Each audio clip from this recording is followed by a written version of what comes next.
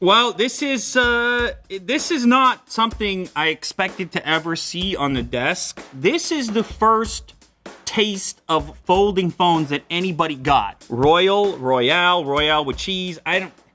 Royole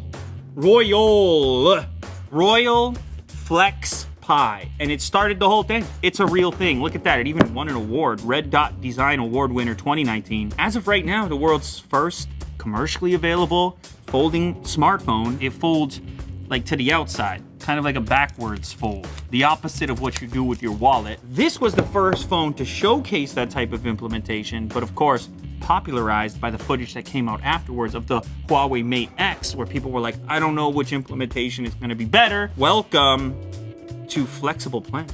A little signature Flexpai. It's a special event. I mean, straight away, it feels like an iPad mini. It sort of feels like they intend for you to use it to a certain extent in this format. Look at that. All right, so it's got this reflective kind of finish on the back. Don't even ask me about durability. I was skeptical about durability on these things from day one. This one really looks like two smartphones wedged together. That's really what ends up happening here. You can tell right away it's gonna be different display technology from what you're used to. Now, this was a thing you kind of saw from, to various degrees on the Galaxy Fold, but definitely not this much. Little tiny blotchy aspects of the display. Now, this one, as mentioned, folds this way and then connects with a magnet, but it stays sort of open. It does not close completely. You see light coming through there. Yeah, not exactly folded. Let's see, you fold it out. Oh, it doesn't click. It just makes a weird, listen to this. It's not very confidence inspiring. You hear that noise? It still has a really 1.0 kind of feeling to it. So just keep that in mind. Now, there's a fingerprint scanner over here.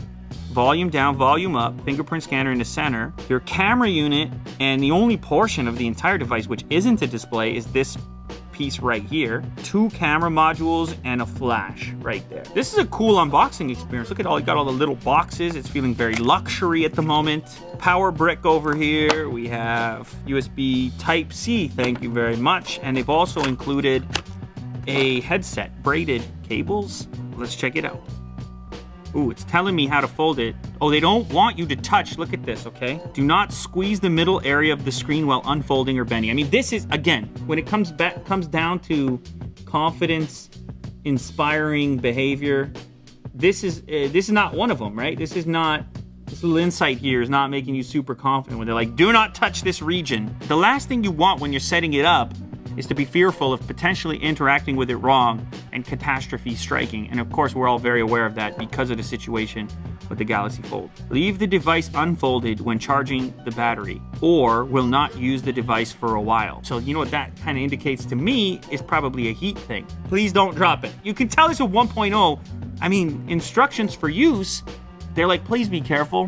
One of the problems with current display tech for flexibility, you get this soft plastic outer shell. It's not Gorilla Glass or anything like that, because of course it has to be able to bend the way that this does. I acknowledged this with the Galaxy Fold right away, just how soft this plastic display is and how nervous I was about the Huawei Mate X implementation, because I was like, I don't know if you want this soft surface on the outside of your device when you pocket it. And I'm sure that's probably why Samsung was motivated to have it close inwards and put that extra display on there, because with this one, when it's folded up, the entire display is exposed. I don't know that this implementation, as it stands right now, without some different surface material, is really practical or feasible. Do not adhere any uncertified protective film on top of the display, no third-party screen protectors, and the ambient temperature drops below -2. Folding and unfolding the device is not recommended. -2 Celsius. So in the winter here, we are squarely in that territory. -2 is nothing. -2, so don't use it outdoors, basically, in the winter. So they call it Water OS, edge screen shortcuts. These will pop up in the hinge location when you have it folded over. So there's some special stuff specifically for this phone, but otherwise, it's like your typical Android skin. They just change the appearance a little bit. When you pull down, notifications and whatnot look pretty normal. Fonts might be a bit different. Now this really gives you a sense for just how the display appearance will be in sunlight or direct light. You see a lot of imperfections in the display. Now, when you begin to fold it, let's see what happens here. Oh, first up, look at that. Portrait mode. That's about the size of an iPad mini in that setup right there. That's interesting. Now you begin to fold it here, and they want me to hold over here. It made a weird noise again when I did that.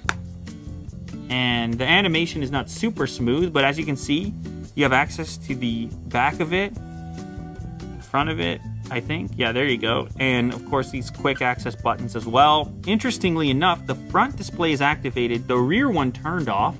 It looks flush with the phone. Now, if I flip it around, it can tell that I did that. That's kind of cool. And then understand I want to be on the back side. Android has been adapting to the idea of flexible displays, but it's still not seamless, especially on a device like this. You know what? If anything, this device already is having me more impressed with what Samsung was able to deliver. This doesn't feel close to something you would want to put in your pocket at this moment in time. Anyhow, so you open up the camera. There we go. And it's triggering some sort of auto HDR. It's looking quite yellow right now, actually. Pretty quick shutter, though. And just like that, you have a photo, which does not look good. That one's better, sharper, at least. But still weirdly yellow, and you can see the auto white balance kind of playing around in there, because if I look down like this, see it go way more blue, and then I get onto him and it goes super yellow. So it's trying to interpret the color temperature of the situation and doing so in a really weird way. And it's fairly wide, and I guess what happens? It's just a zoom slider. That's definitely digital zoom at that point. If you hit this button in the bottom right corner, it says please switch to the secondary screen. So now you're in selfie mode, and you got to come to this side. Now the preview is super quick. It's like a 60 FPS preview. That's kind of cool. Selfie performance might be a bit better actually than when not having the flip around. I don't know if it's using a different camera module when you trigger the selfie mode. Again, what are your expectations for a brand like this, for a 1.0 product like this? Are you expecting flagship caliber camera performance, or are you in it for the fold and bend? I think you already know the answer to that. You're in it for the fold and bend. So, and the multimedia consumption, to watch videos, to watch YouTube. Really where tablets excel is in this department of content consumption. Now let's see what a video feels like on here. I mean, our videos are a typical aspect ratio, 16:9. So it doesn't quite fill this up. Looks all right. Let's see if we can get some extra volume on here. With a playtime of up to 20 hours on the little that's guy, pretty loud. And a playtime of up to 40 hours on the bigger But it's guy. crunchy So too. I assume that's probably going to be a bit heavier also. I can speak from personal experience. I'll just say they have sounded really good in the past. So there's a bit of distortion in the sound when you go up above a certain point. Speakers are not as good as the Samsung product, not as good as the Galaxy Fold. Look, this is not the finished product. This is not the final form of the folding phone. How about that for an advantage? You can just stand it up. This is chunky, it's heavy, it's weird.